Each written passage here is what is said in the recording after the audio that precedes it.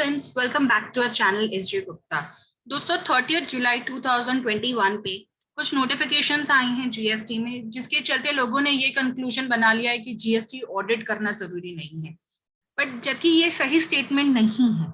मैं आज के वीडियो में आपके साथ डिस्कस करने वाली हूँ कि एग्जैक्टली क्या नोटिफिकेशन आया है और इसका क्या इम्पैक्ट होगा जीएसटी एनुअल रिटर्न्स और जीएसटी ऑडिट पे अपने इस वीडियो में। दोस्तों प्लीज लास्ट तक बने रहिए इस वीडियो में, क्योंकि बहुत से ऐसे पॉइंट्स हैं जिसे हम फाइन पॉइंट्स कहते हैं, reading between the lines of the act कहते हैं। अगर आपको पहले क्लियरली समझना है कि लॉ क्या बोल रहा है एंड देन अकॉर्डिंगली आप कुछ कंक्लूजन लीजिए कि जीएसटी ऑडिट कंपलसरी है या नहीं है, या क्या करना है आपको जीएसटी लॉ के अंदर। सबसे पहला जो नोटिफिकेशन आया है वो आया है नोटिफिकेशन नंबर 29/2021, जिसमें उन्होंने कहा है कि provisions of section 110 and 111 of the said act shall come into force. अब काफी लोगों को ये कंफ्यूजन है कि ये 110 और 111 जो है वो सीजीएसटी एक्ट का है। तो मैं बता दूं कि ये सीजीएसटी एक्ट का नहीं, ये फाइनेंस एक्ट 2021 में जो सेक्शन 110 और 111 का जो प्रोविजन डिस्कस हुआ है उसको लाने के लिए 1 अगस्त 2021 डेट डिसाइड किया गया कि वो दो जो प्रोविजंस है वो एक्टिव होंगे 110 और 111 से। अगर मैं 110 सीजीएसटी एक्ट का देखने जाऊं तो वो अपील्स एंड एपेलेट ट्रिब्यूनल का है। तो काफी लोगों को ये कंफ्यूजन है कि क्या ये एपेलेट ट्रिब्यूनल्स में चेंजेस आए हैं और ये जीएसटी ऑडिट से रिलेटेड नोटिफिकेशन नहीं है। तो नहीं, ये फाइनेंस एक्ट में आए। चलिए फाइनेंस एक्ट का देखते हैं कि फाइनेंस एक्ट में क्या चेंज आया था 110 और 111 में।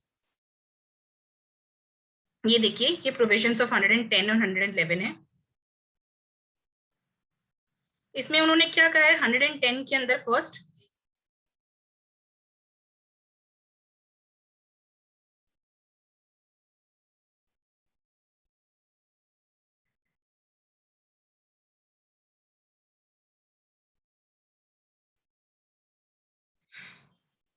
हंड्रेड टेन में उन्होंने section 35 of the CGST act sub section 5 को ओमिट किया है। सेक्शन 35 ये इंपॉर्टेंट है आपके लिए, और उसमें सब सेक्शन 5 को ओमिट किया है। अब सेक्शन 35 सब सेक्शन 5 क्या कहता था कि जो जीएसटी का आपका ऑडिटेड फाइनेंस स्टेटमेंट्स जाएगा उसके वो कंपलसरी एक सीए के थ्रू सर्टिफाई होना चाहिए, एक चार्टर्ड अकाउंटेंट के थ्रू सर्टिफाई होना चाहिए।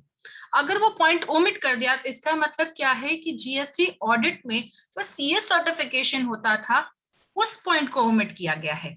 दोस्तों ध्यान दिया जाए कि जो ओमिट किया गया है वो सीए सर्टिफिकेशन किया है, जीएसटी ऑडिट नहीं। यानी कि अब आप बोलोगे कि यार ऑडिट बिना सीए सर्टिफाई थोड़ी ना होता है, तो लेट मी टेल यू दोस्तों, उन्होंने कभी नहीं कहा कि जीएसटी ऑडिट है। उनके हिसाब से जीएसटी एनुअल रिकंसिलेशन स्टेटमेंट है, जिसे हम जनरली जीएसटीआर 9C के नाम से भी जानते हैं, और अपनी लोकल लैंग्वेज में जो हम कहते हैं कि एक नॉर्मल पैरेलेंस में होता है, हम उसे जीएसटी ऑडिट कहते थे। क्योंकि एक सीए सर्टिफाइड है तो उसे जीएसटी ऑडिट बोल दिया। अब सीए सर्टिफाइड नहीं है इसका मतलब ये नहीं है कि वो डॉक्यूमेंट जाएगा नहीं, वो डॉक्यूमेंट अभी भी जाएगा, बस ये है कि वो सीए सर्टिफाइड नहीं होगा। तो दोस्तों आपका जीएसटीआर 9C अभी भी एप्लीकेबल है, इट इज सिर्फ फर्क ये है कि वो सीए सर्टिफाइड नहीं होगा, बट वो अभी भी वो स्टेटमेंट जाएगा। जैसे आप जीएसटी एनुअल रिटर्न फाइल करते थे उसी तरह से आप जीएसटी रिकंसिलेशन स्टेटमेंट भी फाइल करेंगे, but without signatures of a chartered accountant. जो इनिशियली चार्टर्ड अकाउंटेंट के ऊपर जो रिस्पॉन्सिबिलिटी और रिस्क होती थी जब वो ये डॉक्यूमेंट साइन करते थे, अब वो रिस्क और रिस्पॉन्सिबिलिटी हट चुके हैं। तो इसका मतलब आपकी responsibility as a taxpayer बढ़ गई है कि अब आपको इंश्योर करना है कि आप जो इंफॉर्मेशन जीएसटी रिकंसिलेशन स्टेटमेंट में डाल रहे हैं वो राइट है कि रॉन्ग है। सेकंड प्रोविजन लाइन है सेक्शन 44 से रिलेटेड, जहां पर उन्होंने कहा है कि कौन सी कैटेगरी ऑफ पर्संस को GST annual return and GST audited annual reconciliation statement करना है। ये देखिए उन्होंने हर जगह term self certified reconciliation statement use किया है। उन्होंने कहीं नहीं कहा था कि ये जीएसटी ऑडिट है। ये तो हम as a taxpayer for normal statements short करने के लिए हमने उसे जीएसटी ऑडिट नाम से यूज किया था, जबकि उन्होंने हमेशा कहा था it's a GST annual reconciliation statement. अब देखिए उन्होंने वो वर्ड चेंज करके उसे सेल्फ सर्टिफाइड रिकंसिलेशन स्टेटमेंट कर दिया। तो इसका मतलब ये है कि जीएसटीआर 9C अभी भी एप्लीकेबल है, बट फर्क सिर्फ ये है कि वो अब सीए सर्टिफाइड नहीं होगी। नेक्स्ट नोटिफिकेशन देखते हैं, नोटिफिकेशन नंबर 30 जो आया है इसी मैटर से रिलेटेड।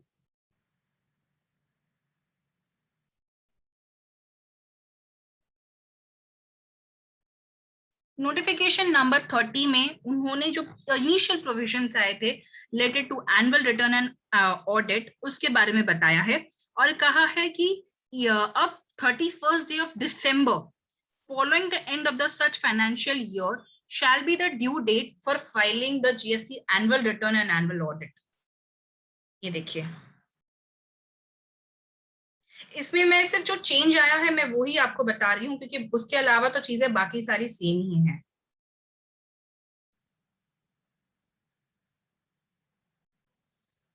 तो अब उन्होंने कह दिया है कि 31st December आपका ड्यू डेट रहेगा। ये ड्यू डेट एक्सटेंड हो सकता है considering the current situation, but as of now 31st December आपका ड्यू डेट रहेगा to the file the GSTR 9 annual return. जहां अगर आप कंपोजिशन डीलर हो तो 9A, ई कॉमर्स ऑपरेटर हो तो 9B एप्लीकेबल हो जाएगा, और 9C अगर आपका जो टर्नओवर है वो 5 करोड़ से क्रॉस हो रहा है। तो दोस्तों काफी लोगों को कंफ्यूजन होता है जीएसटीआर 9 और 9C में फर्क क्या है, तो ये भी इंपॉर्टेंट है। काफी लोगों को लगता है कि 9 और 9C एक ही है, जबकि ये दोनों चीजें अलग है। जीएसटीआर 9 जो है वो आपका जो आपने जीएसटीआर 1 भरा है और जो 3B में इंफॉर्मेशन भरा है उससे ऑटो पॉपुलेट होता है। आपको क्रॉस चेक करना है कि ये इंफॉर्मेशन ऑटो पॉपुलेटेड हुआ है जो प्रॉपर है कि नहीं है। अगर कुछ चेंजेस करने हैं तो आप उसमें चेंज कर सकते हैं, एंड फिर वो एनुअल रिटर्न आपको भरनी पड़ती है। एनुअल रिटर्न जब मैं करती हूँ तो पूरे साल की रिटर्न आपको एक साथ एनुअल रिटर्न करके भरनी रहती है। अगर कोई सेल्स या क्रेडिट आपने मिस कर दिया है शो करना, तो आप इस रिटर्न में शो कर सकते हैं। ये एक तरह से आपकी फाइनल रिटर्न मान ली जाती है। फाइनल रिटर्न एज पर जीएसटी लॉज दोस्तों अलग है। फाइनल रिटर्न्स एज पर जीएसटी लॉ मींस जब आपने सरेंडर कर दिया है आपका जीएसटी नंबर, आप जो लास्ट रिटर्न फाइल करते हैं उसे फाइनल रिटर्न कहते हैं। बट ये फाइनल रिटर्न जब मैं कह रही हूँ इसका मतलब क्या कि आपके जीएसटीआर 1 और 3B को ओवरराइड करेगी ये जीएसटीआर 9 रिटर्न। तो मान लीजिए अगर आपने कोई सेल्स मिस कर दिया है अपना 1 और 3B में शो करने के लिए वो पर्टिकुलर ईयर में, आप जीएसटीआर 9 में शो करते हैं तो वो वैलिड माना जाएगा, और ये माना जाएगा कि आपने डिस्क्लोज किया है, आपने कोई भी इंफॉर्मेशन सप्रेस नहीं की है या हाइड नहीं की है डिपार्टमेंट से। इट इज जस्ट कि वो रिटर्न मिस हो गई है और आप सॉरी वो जो इंफॉर्मेशन या सेल्स है वो मिस हो गई है और आपने उसे जीएसटीआर 9 में शो कर दिया है। वहीं अगर मैं जीएसटीआर 9C की बात करूं तो ये एक रिकंसिलिएशन स्टेटमेंट है जो आपके books of accounts audited financial statements या आपका फाइनेंशियल स्टेटमेंट्स है उसके साथ रिकंसाइल की हुई रहेगी। 9 और 9C में यही फर्क है। 9 सिर्फ एक एनुअल रिटर्न है जिसमें आपका 1 और 3B से ऑटो पॉपुलेट होकर डेटा आता है, पर इस 9C को एक रिकंसिलेशन स्टेटमेंट है जहां पर आपके बुक्स ऑफ अकाउंट्स और आपका ने जो रिटर्न 9 में भरा है, डेटा 9 में भरा है, उसके साथ एक रिकंसिलेशन प्रिपेयर होता है और वो जो 9C में सबमिट होता है। तो अब 9 आपको समझ गया, 9 के लिए ड्यू डेट 31st December है। सिमिलरली 9C के लिए भी ड्यू डेट 31st December ही है। अब क्वेश्चन ये आ जाता है कि किसके लिए 9 एप्लीकेबल और कौन से टैक्स पेयर के लिए 9C एप्लीकेबल है। तो इस चीज पे भी क्लेरिफिकेशन दे देती हूँ मैं। यहाँ पर उन्होंने क्लियरली बोला है कि अगर आपका aggregate turnover during a financial year exceeds 5 crore तो आपके लिए 9C एप्लीकेबल हो जाता है। एग्रीगेट टर्नओवर जब हम कहते हैं यानी कि आपके जितने भी रजिस्ट्रेशन ऑल इंडिया वाइड है, अगर वो टोटल मिला के आपका टर्नओवर एक फाइनेंशियल ईयर में 5 करोड़ से ऊपर हो जाता है तो उस ईयर के लिए 9C एप्लीकेबल है। वही क्वेश्चन आ जाता है कि 9 अब किसके लिए एप्लीकेबल है। तो उसके लिए उन्होंने और एक नोटिफिकेशन इशू किया है, नोटिफिकेशन नंबर 31/2021, जिसमें उन्होंने कहा है कि अगर आपका aggregate turnover in financial year 2021 is up to 2 crore तो आपको एग्जाम कर दिया, यानी कि ऑप्शनल कर दिया है। तो अगर आपका टर्नओवर फाइनेंशियल ईयर 2021 में, मैं आपको ये नए से बता देती हूँ,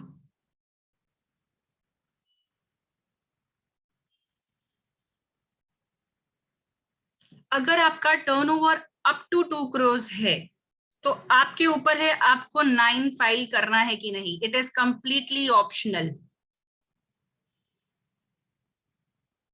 अगर वो मान लीजिए मोर देन 2 करोड़ है तो कंपलसरी 9 आपके लिए एप्लीकेबल हो जाता है। 9, 9A, 9B जो भी आप कैटेगरी में फॉल हो रहे हैं उस पर एप्लीकेबल हो जाता है।